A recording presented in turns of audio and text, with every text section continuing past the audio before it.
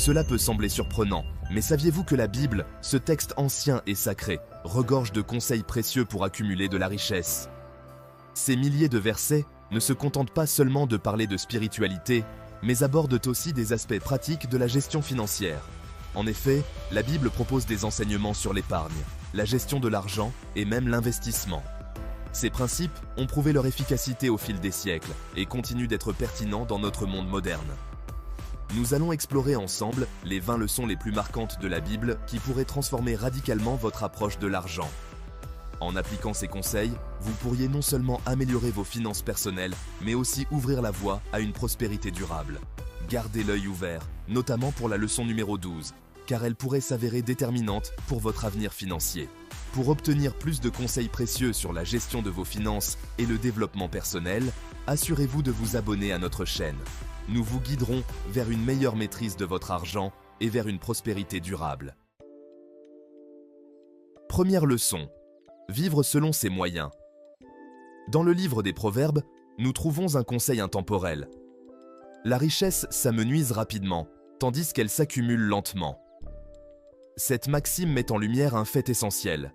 Accumuler des économies ou construire un patrimoine est un processus long et graduel, alors que dépenser de l'argent peut se faire très rapidement.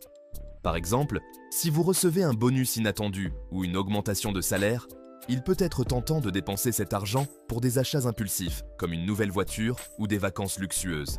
Cependant, en vous en tenant à dépenser moins que ce que vous gagnez, vous favorisez une santé financière plus stable. Cela peut sembler simple sur le papier.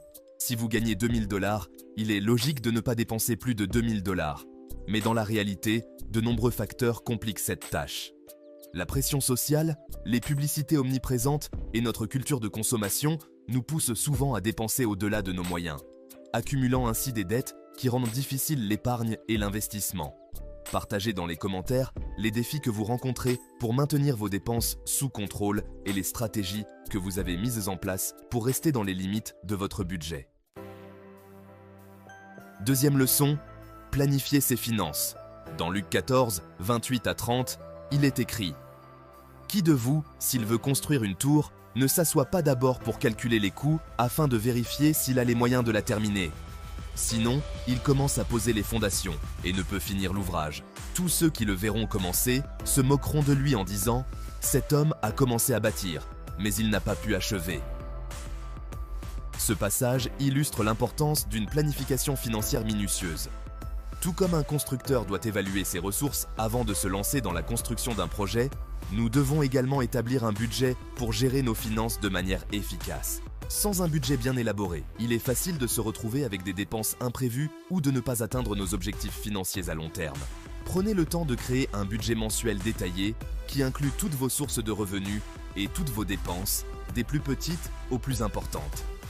N'ayez pas peur d'ajuster vos prévisions pour rester aligné avec vos objectifs financiers. Troisième leçon. Préparez des réserves pour les imprévus et les investissements. L'histoire de Joseph dans la Bible offre une leçon précieuse sur la préparation financière. Après avoir interprété le rêve du pharaon, il prédit 7 années de prospérité suivies de 7 années de famine. Joseph conseille au pharaon de stocker 20% des récoltes pendant les années d'abondance pour se préparer aux années difficiles. Cette stratégie permet à l'Égypte non seulement de survivre à la famine, mais aussi de prêter des ressources à d'autres nations, générant ainsi des bénéfices. Cette histoire illustre l'importance de mettre de côté une partie de ses revenus pour faire face aux imprévus et investir dans l'avenir. En mettant en place un fonds d'urgence et en économisant pour des investissements, vous vous assurez une sécurité financière même en période de crise. Idéalement, visez à économiser au moins 20% de vos revenus, une partie pour un fonds d'urgence afin de couvrir les dépenses imprévues et l'autre pour des investissements qui généreront des rendements. Cette approche vous prépare à affronter les défis financiers et à saisir des opportunités pour accroître votre patrimoine. Quatrième leçon. Investir de manière judicieuse pour accroître sa richesse. Proverbe 13, verset 22 déclare « Un homme vertueux laisse un héritage pour ses petits-enfants. » Ce passage souligne l'importance de l'investissement dans la création de richesses durables. L'argent bien investi peut non seulement améliorer votre qualité de vie, mais aussi assurer le bien-être de vos proches et leur offrir des opportunités telles que l'éducation ou des soins de santé de qualité. Investir ne signifie pas être avide, mais plutôt utiliser l'argent comme un outil pour construire un avenir financier solide. Plutôt que de laisser votre argent simplement dormir dans un compte d'épargne où il perdra de sa valeur à cause de l'inflation, envisagez d'investir dans des actions, de l'immobilier, de l'or ou des entreprises. Réfléchissez à la manière dont vous investissez votre argent et partagez vos expériences dans les commentaires. Assurez-vous de vous informer soigneusement avant d'investir pour éviter les arnaques et prendre des décisions éclairées. 5e leçon. Évitez les raccourcis vers la richesse rapide. Dans notre quête pour échapper à la pauvreté, il est tentant de se laisser séduire par des promesses d'enrichissement rapide. Proverbe 28, verset 20, nous avertit « L'homme fidèle sera abondamment béni, mais celui qui recherche la richesse rapide n'échappera pas aux reproches. » Les offres d'enrichissement rapide sont souvent des escroqueries déguisées ou des stratégies à haut risque qui peuvent entraîner des pertes financières importantes. Par exemple, les schémas de Ponzi ou les investissements promettant des rendements énormes en peu de temps sont souvent des signes de fraude. Partagez vos expériences, si vous avez été confronté à de telles offres et comment vous avez évité ces pièges. Les meilleures stratégies pour accumuler de la richesse reposent sur des investissements réfléchis et la patience, plutôt que sur des raccourcis douteux. 6e leçon. Surveillez attentivement vos investissements. Dans la Bible, il est souvent recommandé de garder un œil vigilant sur nos possessions et nos ressources.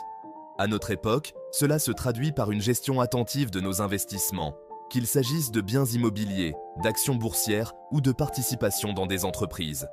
Par exemple, si vous possédez un bien immobilier locatif, il est crucial de suivre régulièrement son état, les loyers perçus et les coûts d'entretien pour éviter toute perte potentielle.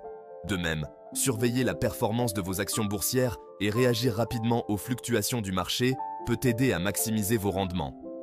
La Bible nous enseigne que la prudence et la vigilance sont essentielles pour éviter les erreurs coûteuses et les pièges financiers. Cela implique de ne pas se fier aveuglément aux conseils des autres ou aux tendances passagères, mais de faire preuve de discernement dans la gestion de nos ressources. Par exemple, si une opportunité d'investissement semble trop belle pour être vraie, il est important de faire des recherches approfondies et de consulter des experts avant de s'engager. La vigilance dans la gestion de vos investissements peut également vous protéger des stratagèmes promettant des gains rapides qui sont souvent des arnaques. 7e leçon. Entourez-vous de personnes sages et expérimentées. Le soutien et les conseils de personnes plus sages et expérimentées peuvent être inestimables pour votre développement personnel et financier. L'intelligence peut se mesurer de diverses manières, mais la sagesse est souvent le fruit d'une longue expérience et de leçons apprises. Par exemple, si vous êtes novice dans l'investissement, chercher un mentor qui a une expérience éprouvée dans ce domaine peut vous aider à éviter des erreurs courantes et à saisir des opportunités que vous auriez pu manquer autrement. Lire les ouvrages écrits par des experts financiers, écouter des podcasts animés par des professionnels de la finance ou assister à des séminaires peuvent également être des moyens efficaces d'accéder à la sagesse accumulée par d'autres. En vous entourant de personnes dont les conseils sont basés sur une expérience solide, vous pouvez améliorer vos propres compétences et éviter des pièges financiers. N'oubliez pas que la recherche de la sagesse n'est pas une tâche ponctuelle, mais un processus continu d'apprentissage et de croissance. 8e leçon. Adoptez un mode de vie frugal. Vivre de manière frugale implique de faire des choix réfléchis concernant l'utilisation de vos ressources, en mettant l'accent sur l'essentiel plutôt que sur le superflu. La Bible nous enseigne que la cupidité et le gaspillage sont des obstacles à la prospérité. Vivre frugalement signifie privilégier les besoins essentiels et éviter les dépenses excessives. Par exemple, plutôt que d'acheter des vêtements de marque à des prix exorbitants, vous pouvez choisir des articles fonctionnels et de qualité qui répondent à vos besoins sans compromettre votre budget. Une vie frugale permet non seulement de réduire les dépenses inutiles, mais aussi d'apprécier les plaisirs simples de la vie, tels que passer du temps en famille ou profiter de la nature, qui ne nécessitent pas de dépenses importantes. En adoptant un style de vie plus austère et en vous concentrant sur ce qui vous apporte véritablement du bonheur, vous pouvez économiser davantage et construire une base financière plus solide. 9e leçon. Évitez les créances irrécouvrables. Les créances irrécouvrables peuvent avoir des conséquences dévastatrices sur votre situation financière et personnelle. Proverbe 22:7 souligne l'impact négatif de la dette sur votre liberté et votre autonomie financière. Pour éviter de vous retrouver dans une situation d'esclavage financier, il est crucial de limiter les emprunts et de ne s'endetter que pour des acquisitions productives, telles que des biens immobiliers qui génèrent des revenus locatifs ou des investissements dans des entreprises rentables. Par exemple, contracter un prêt pour acheter une maison à des fins de location peut être une décision judicieuse si les revenus locatifs couvrent les mensualités et les frais associés. En revanche, accumuler des dettes pour financer des biens de consommation ou des vacances peut entraîner des difficultés financières importantes. Soyez vigilants et évitez les créances douteuses qui peuvent compromettre votre stabilité financière à long terme. Assurez-vous également de gérer les dettes existantes avec soin et de rechercher des solutions pour les rembourser efficacement. 10e leçon.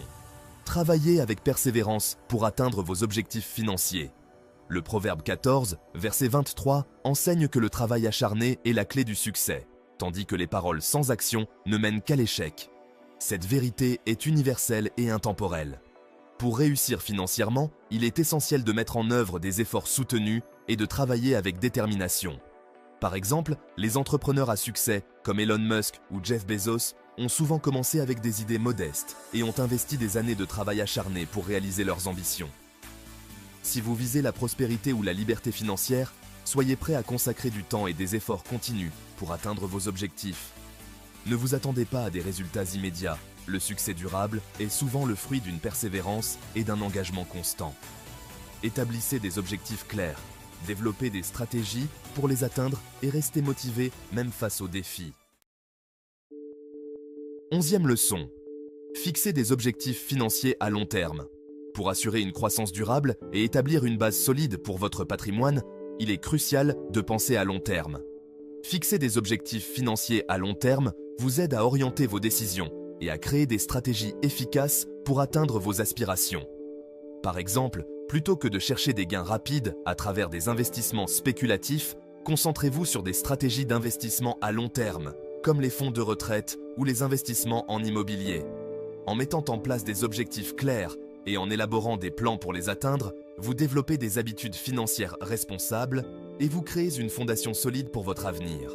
Ce processus peut inclure l'épargne régulière, l'investissement dans des actifs de qualité et la gestion prudente de vos dépenses. Avoir une vision à long terme permet également de mieux gérer les fluctuations économiques et de rester sur la bonne voie pour atteindre vos objectifs financiers. 12e leçon. Diversifiez vos sources de revenus pour plus de sécurité. La diversification est essentielle pour protéger et maximiser vos revenus. La Bible, dans Ecclésiaste 11, verset 2, recommande de ne pas mettre tous ses œufs dans le même panier. En ayant plusieurs sources de revenus, vous vous protégez des risques associés à une seule source et vous augmentez vos opportunités de succès. Par exemple, en plus de votre emploi principal, vous pourriez envisager des investissements dans l'immobilier, des actions en bourse ou même des activités secondaires comme le freelancing ou la création de contenu en ligne. Une diversification efficace peut également inclure des investissements dans des métaux précieux, des fonds indiciels ou des startups prometteuses. Assurez-vous que vos investissements sont diversifiés afin de bénéficier de rendements plus stables et d'une protection accrue contre les risques spécifiques à un domaine particulier. La diversification peut également vous aider à mieux gérer les fluctuations du marché et à saisir des opportunités dans différents secteurs. 13e leçon, respectez l'argent sans en faire une obsession. Ecclésiaste 5, verset 10, met en garde contre l'adoration de l'argent, soulignant que l'amour excessif de la richesse peut mener à l'insatisfaction et à des comportements négatifs. L'argent est un outil puissant pour améliorer votre vie et celle des autres, mais il ne doit pas devenir une fin en soi. Apprenez à utiliser l'argent de manière réfléchie et éthique, en évitant la cupidité et l'exploitation. Par exemple, utilisez vos ressources pour soutenir des causes qui vous tiennent à cœur, comme des œuvres caritatives ou des projets communautaires, plutôt que de vous concentrer uniquement sur l'accumulation de richesses. Respecter l'argent implique également de gérer vos finances avec prudence et d'éviter les comportements qui peuvent mener à des conflits ou à des tensions dans vos relations personnelles. En partageant vos ressources et en les utilisant de manière positive, vous pouvez contribuer au bien-être de votre famille et de votre communauté. 14e leçon. cherchez toujours à apprendre davantage. Le roi Salomon est un modèle de la valeur de la sagesse par rapport à la richesse matérielle. Dans un rêve, il demanda à Dieu la sagesse, comprenant que seule la sagesse pouvait apporter une prospérité durable et une gestion éclairée des ressources. Cette leçon souligne l'importance de l'apprentissage continu et de la recherche de la sagesse dans tous les aspects de votre vie. Lisez des livres, écoutez des conférences et engagez-vous dans des discussions enrichissantes pour continuer à développer votre compréhension et vos compétences. Par exemple, en étudiant les principes financiers de grands investisseurs ou en suivant des formations sur la gestion de patrimoine, vous pouvez acquérir des connaissances précieuses pour mieux gérer vos finances. Ne cessez jamais d'élargir vos horizons et de chercher des sources de sagesse, car cela vous aidera à naviguer dans les défis financiers et à prendre des décisions éclairées. 15e leçon. Faites preuve de générosité. La Bible met fortement en avant l'importance de la générosité, comme le souligne le passage de 2 Corinthiens 9 verset 7. Que chacun donne comme il l'a résolu dans son cœur, sans tristesse ni contrainte, car Dieu aime celui qui donne avec joie. La générosité n'est pas une question de richesse, mais de volonté et de cœur. Peu importe le montant, chaque acte de bonté compte.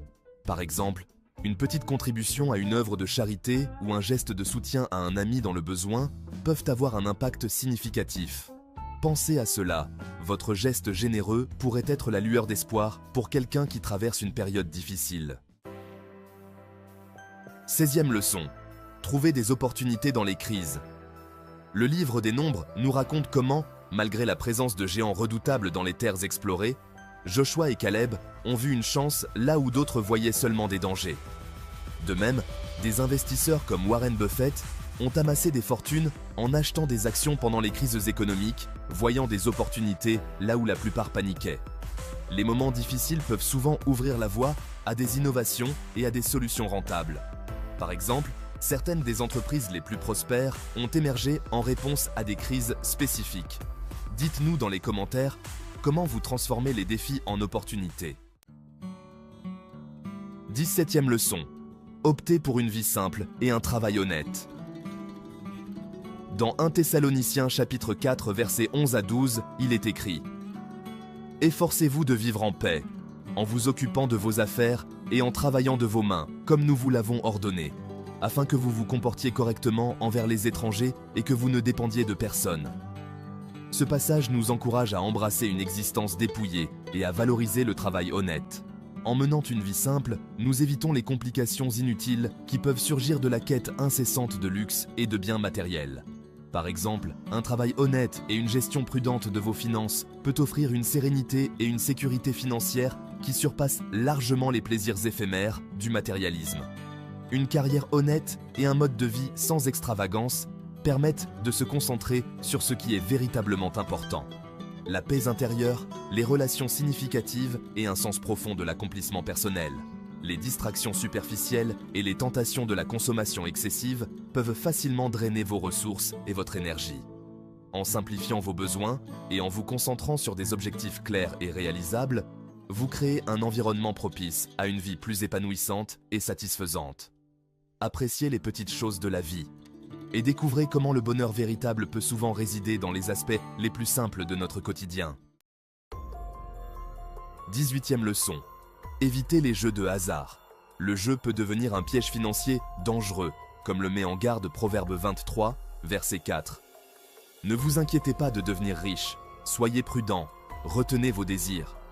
Les jeux de hasard peuvent promettre des gains rapides, mais ils mènent souvent à des pertes importantes.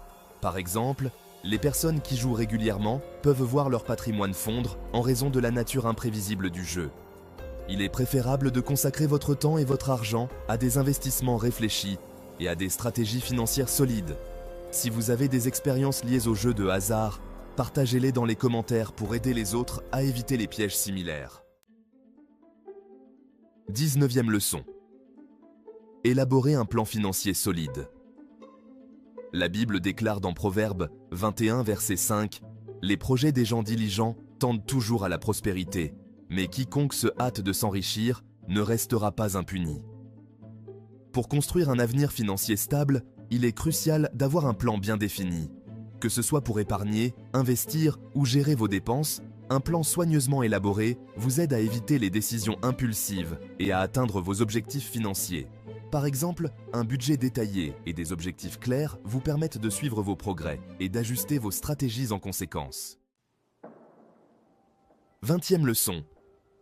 Trouvez le bonheur dans ce que vous avez. Recherchez le bonheur dans les petites choses et les relations significatives plutôt que dans les biens matériels. La Bible nous encourage à apprécier les bénédictions simples et à éviter de se laisser happer par la quête incessante de possession. Par exemple, passer du temps avec des proches ou apprécier les moments quotidiens peut offrir une satisfaction durable. Beaucoup de gens se lancent dans des dépenses inutiles en espérant trouver le bonheur, alors qu'il est souvent déjà présent dans les aspects les plus simples de la vie. Partagez dans les commentaires comment vous trouvez la joie dans votre vie quotidienne et comment cela vous aide à éviter les pièges des dépenses excessives. Si ce contenu vous a été utile, nous vous invitons à liker la vidéo et à vous abonner pour découvrir davantage de vidéos comme celle-ci. Explorez également les formations disponibles dans la description pour approfondir vos connaissances. Pour des ressources supplémentaires, visitez notre site web entrepreneurimpact.com. Merci de votre soutien et à très bientôt.